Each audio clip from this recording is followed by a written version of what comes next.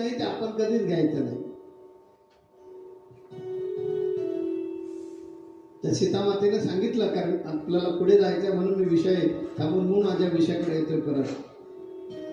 सीतामातेने सांगितलं, अरे ते माझ्या स्वामींचं आयुष्य वाढण्यासाठी. होय म्हणाले. हे गेले आणि शेंदूर संपूर्ण अंगावर भासून आले. एवढी सुद्धा जागा शिल्लक ठेवली नाही अंगाला. सीतामाई म्हणाले, हे काय? स्वामीचं आयुष्य वाढण्यासाठी केलं. याला दास म्हणतात, याला दास म्हणतात.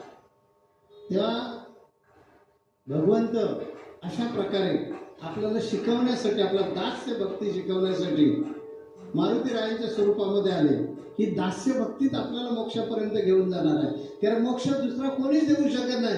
फक्त फक्त आणि फक्त सद्गुरूच देऊ शकतात.